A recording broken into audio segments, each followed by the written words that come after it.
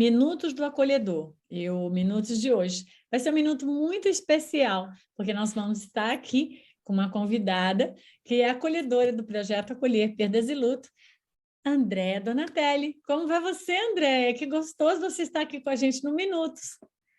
Bem, obrigada, Rosana, pelo convite, pela confiança, né? E bom, hoje o Minutos vai ser importante, porque nós vamos estar trazendo alguns exemplos dos exercícios do método de acolhimento ato de amor 4, 5 e 6. O 4 é o lidando com a impotência, o 5 a dependência emocional e o 6 é o convite para recomeçar. Então, quando a gente fala do exercício 4, o lidando com a impotência, a gente vai perceber, né, conforme eu trouxe nos vídeos anteriores, onde falei sobre o tema, a gente vai perceber a dificuldade que a gente tem de aceitar que nós não detemos o controle das coisas. E essa dificuldade vai fazendo com que a gente se veja diante das situações, como, por exemplo, também a partida do ente querido, a gente se veja no lugar de eu deveria ter feito mais, eu deveria ter salvado, eu deveria ter agido diferente, e a gente entra no estado de autocobrança, que gera muito sofrimento, né? Ou, às vezes, a gente entra no estado de revolta, porque achamos que deveríamos ter podido controlar e isso não nos foi permitido. Então, para a gente poder trabalhar com esse tema, nós trouxemos alguns exemplos de pessoas que foram acolhidas nos nossos grupos, mostrando como eles atuaram diante desse tema. Então, um dos primeiros que eu achei assim super interessante e foi bacana, porque eu e a Andréa sentimos a mesma coisa por esse exercício, foi um dos participantes que ele colocou assim: para mim, é o melhor vídeo, o Lidando com a Impotência. Sei quase de cor, antes de entrar no grupo, eu assistia sempre esse vídeo quando eu estava agoniado ou desesperado, achando que deveria ter feito mais pela minha filha. O exercício me ajuda a entender que nós somos vulneráveis e não somos Deus. E ver a minha filha na UTI, com os aparelhos, com os médicos ali dizendo, né, que minha filha tinha apenas 6 horas de vida, me fez sentir uma sensação de muita impotência e incredulidade. E, então, lidar com isso e perceber que a gente é vulnerável, a gente é impotente em várias coisas, sempre me acalma. Então, eu achei tão interessante, né, André, porque através desse exercício, a pessoa pode nos dizer aqui o quanto é importante, primeiro, fazer o exercício, né? Segundo, como é importante a gente praticar várias vezes, como ela disse, várias vezes, todas as vezes que eu me sinto agoniada, que eu sinto que esse tema volta, eu vou lá e ouço de novo, me acalmo e começo a entrar nesse processo de aceitação da minha vulnerabilidade. O que você achou desse exercício, Andréa? Esse exercício foi maravilhoso, né? Porque ele próprio já trouxe a leveza, né? Que a gente reconhecer essa vulnerabilidade, essa impotência traz para nós. Eu até gosto bastante de um vídeo que você fala que a gente ter essa impotência é quase que um presente de Deus, né? Porque tira aquele fardo, né, das nossas costas, a gente sente, né, essa leveza. E eu particularmente gosto muito desse tema, porque eu acho que a gente não usa ele só para o luto, acho que a gente usa para a vida, né? Então foi um exercício maravilhoso e eu concordo com essa questão do fazer, do refazer, né, o exercício, porque traz sensações diferentes, traz percepções diferentes e cada vez mais vai fazendo com que a gente reconheça essa vulnerabilidade. Né? Tem uma acolhida também de um outro grupo que relata, inclusive, a importância para ela de ter feito esse exercício várias vezes, né? Que foi fazendo e repetindo esse exercício que ela conseguiu aceitar que o eu dela, daquela época, fez o melhor que ela podia com as ferramentas que tinha. Então, isso foi, assim, quase que uma virada de chave, né? De reconhecimento, de tirar aquela culpa, né? De, como você falou, eu poderia ter feito mais, será que foi culpa minha? enfim, tira, né, alguns daqueles questionamentos que pesam no ombro da gente, que pesam na nossa paz, né, de espírito. Então, foi muito bom, né, ver esses exercícios e a importância desse refazer também. Eu achei muito importante essa parte que ela diz de eu aceito que eu fiz o meu melhor naquele momento, porque muitas vezes a gente entra com julgamento com essa mentalidade que a gente tem hoje, essa maturidade, essa experiência, a gente fala, como é que eu fui fazer aquilo? Mas naquela faixa etária, com aquela mentalidade, com o desconhecimento que você ainda tinha de tudo que você aprendeu depois, era o seu melhor. Apesar de hoje parecer pouco, de repente, mas era o seu melhor. Então, eu acho que nós precisamos nos ver como esses seres humanos em estado de evolução, de aprendizado, e sempre percebermos que hoje é a nossa melhor versão de quem nós somos, né? E precisamos nos perdoar de escolhas que fizemos no passado, que pode ter tido, por exemplo, algumas consequências que não foram boas, ou outras que nós somos impotentes em relação a elas, mas eu acho que isso é libertador. Sempre olharmos que a gente, naquele momento, era o que dava para ser feito, né? Isso é muito bom. Essa palavra é ótima, né? Libertadora. É Define. libertadora, é libertadora. No conteúdo 5, né, quando a gente fala de dependência emocional, até gostaria de trazer aqui para o pessoal que é acolhedor ou qualquer um que esteja nos assistindo, que a dependência emocional ele foi incorporado dentro do método de acolhimento, porque há uma percepção muito grande assim. Muitas vezes nós sentimos pelo ente querido muita saudade, isso é o normal de todos nós sentimos, mas às vezes tem pessoas que chegam com uma fala assim, era meu pai que me fazia sentir importante, era ele que me dava coragem, era ele que dizia que eu podia chegar lá.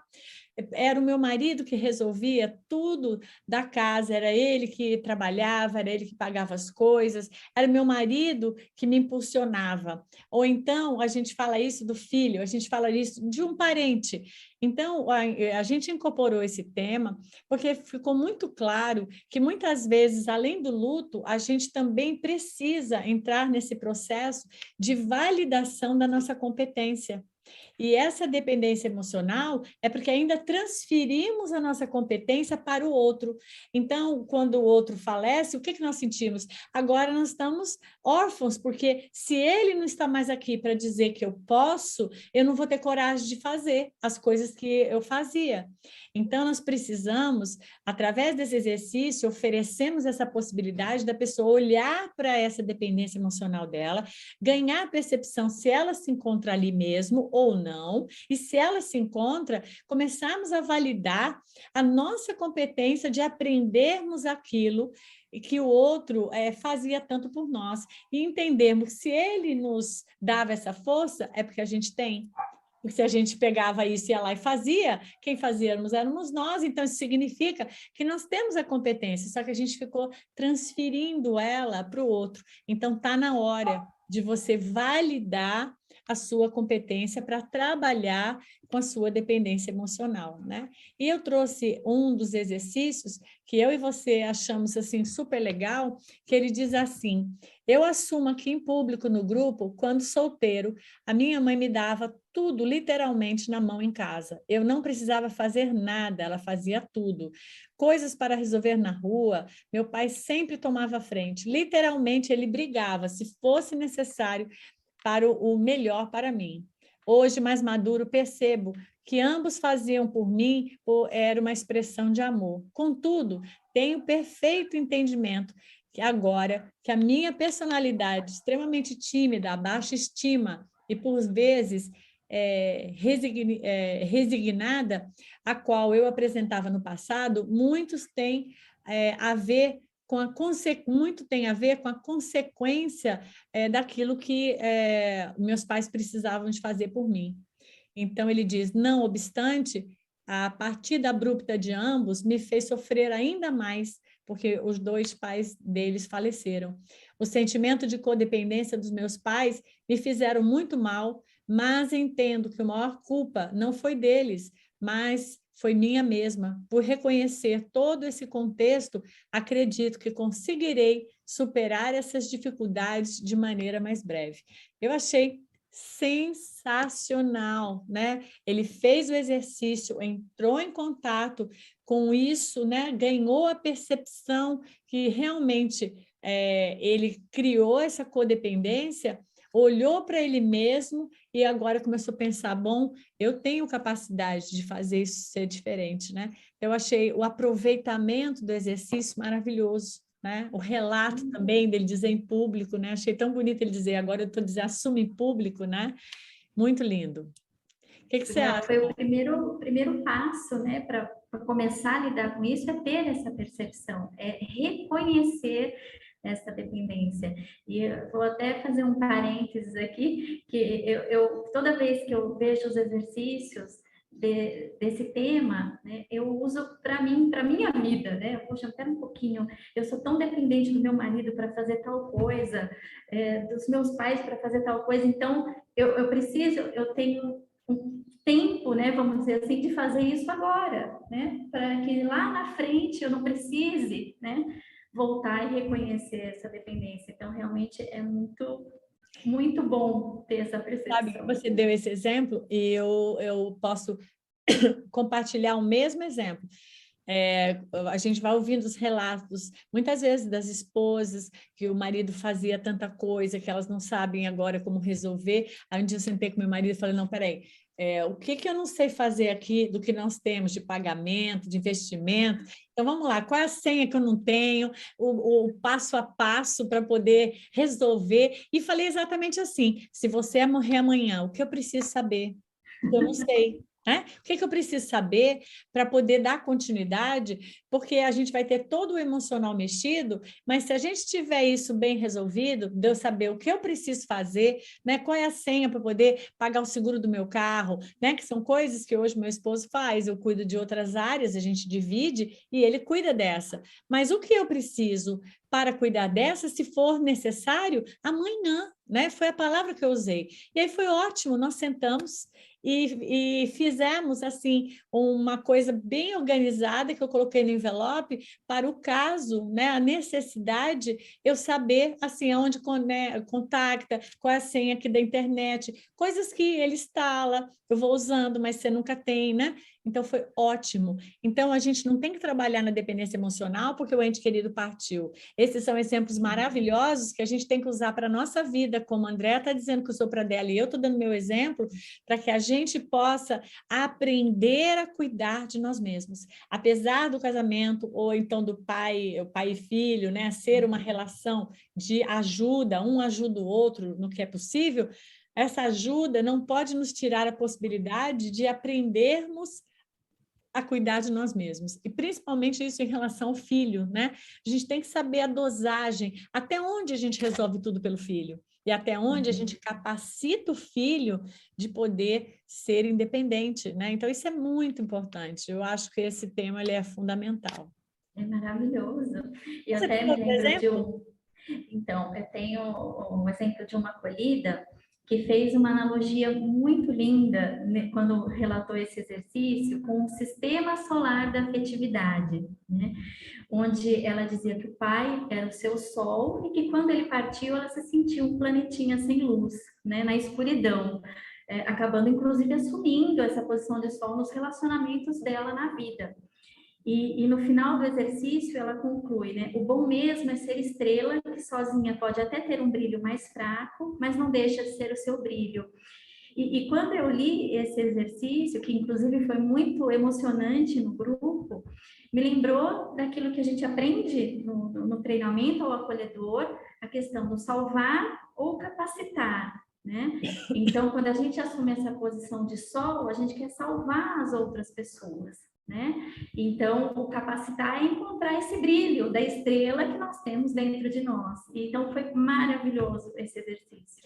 Eu também achei, hoje ela é uma acolhedora maravilhosa no projeto também, que a gente aqui não coloca o nome porque achamos que é uma coisa muito privada, mas quando ela ouvir, ela vai saber. Como também o outro exercício, ele vai ser um futuro acolhedor aqui, entrou no treinamento, vai ser maravilhoso também. Eu fiquei pensando também nessa analogia que a nossa amada fez aqui, do sol e da estrela, que às vezes também a gente fica tentando viver no brilho do sol do outro, né? Que no caso aí o pai era o brilho, né? Então ela estava vivendo no brilho do sol do outro, né? E é muito bom reconhecer a gente poder ser estrela. Mas algumas vezes a gente quer ser o sol no outro. A gente quer jogar, ficar salvando o outro, como você disse, e não deixa o outro ser nem uma estrelinha pequenininha, porque a gente fica ali sufocando o outro com a nossa luminosidade.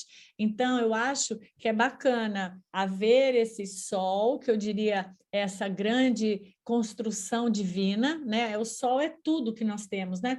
A água, a possibilidade dos alimentos, do ar que a gente respira, os mares, né? Tudo isso é um sol na vida do ser humano, porque nos possibilita viver.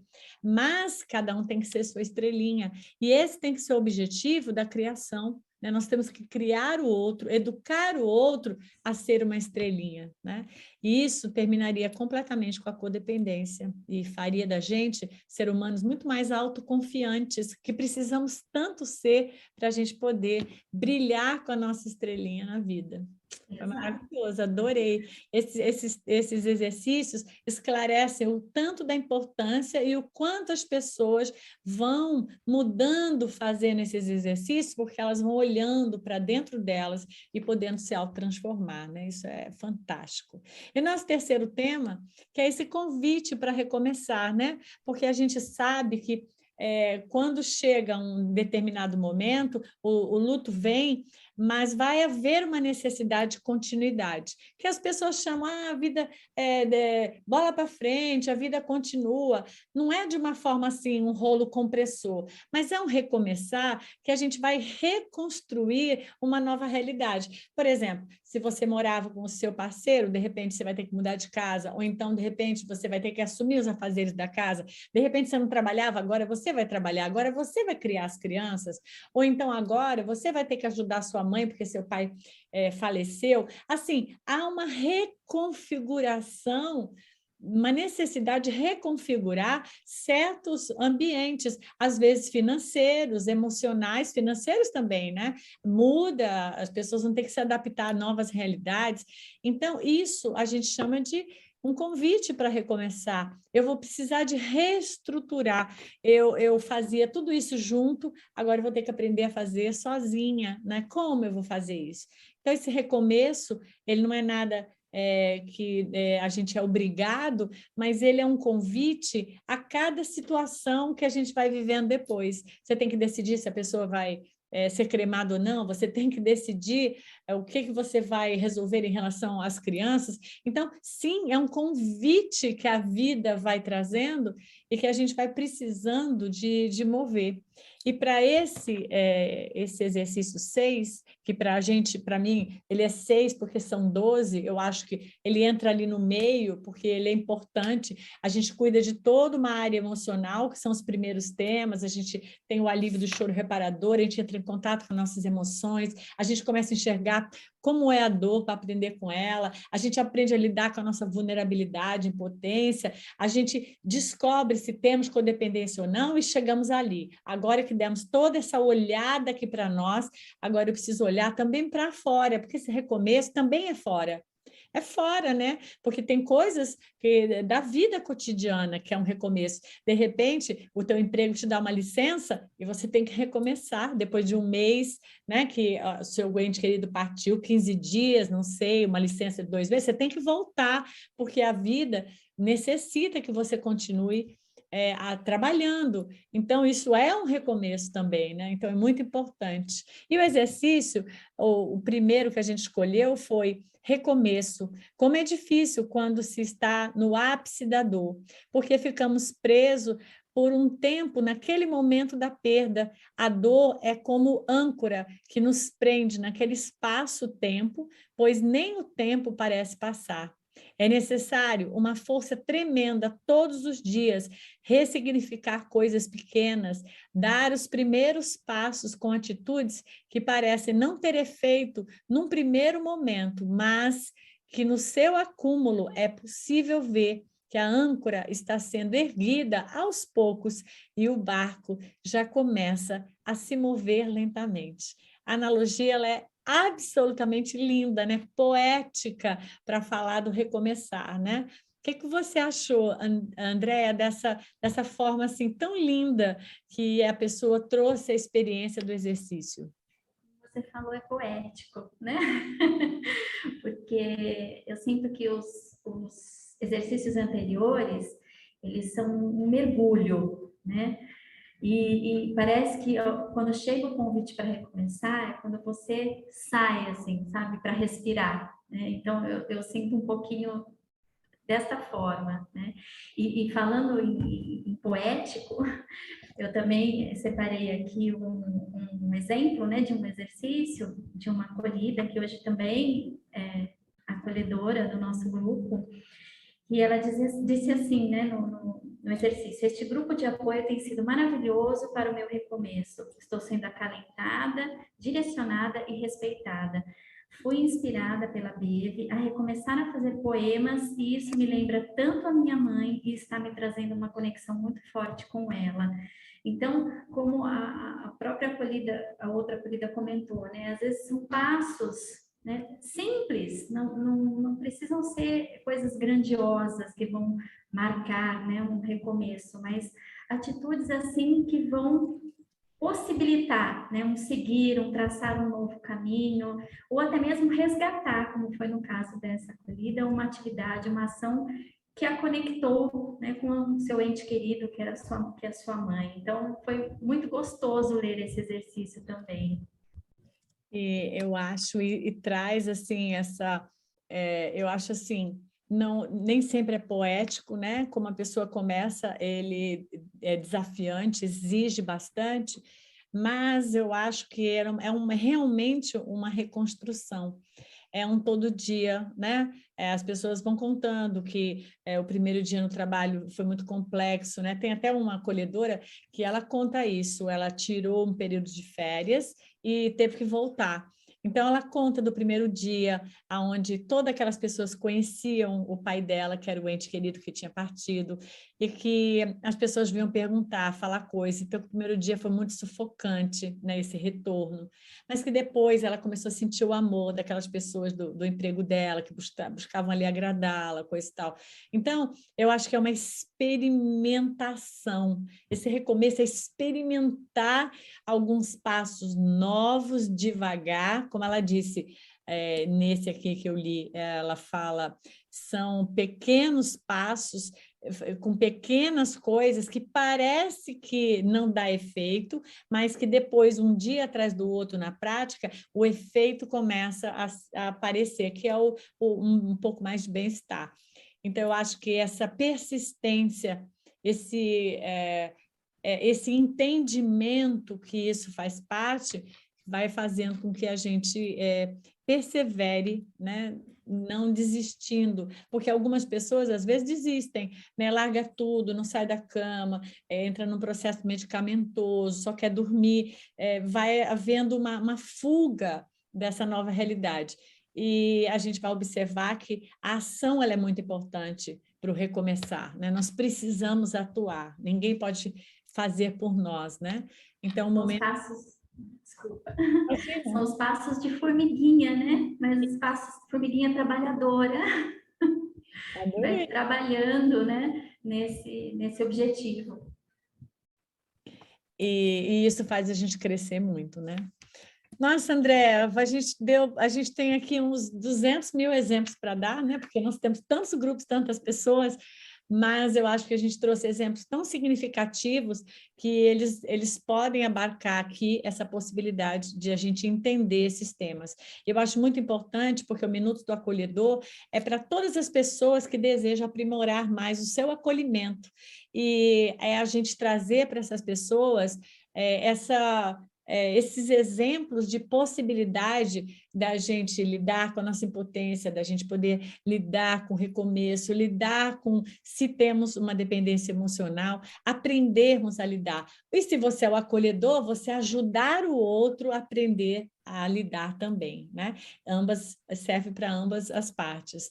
Então, o que eu quero dizer é que é muita gratidão, André, você ter estado comigo aqui. Escrito Amor aí atrás, Love, eu adorei esse quadrinho, adorei. E a gente poder ter estado juntas, levando para as pessoas um pouco da experiência que a gente foi adquirindo nos grupos e trazendo essa fala, né, desses amados acolhidos, como alguns exemplos, porque eles são os maiores exemplos que a gente tem de força, de coragem para poder mover nessa nova realidade. Obrigada, Andréia. Eu que agradeço. Gratidão. Beijo para você também, amada. Obrigada. E até a próxima, gente. Até o próximo Minutos do Acolhedor.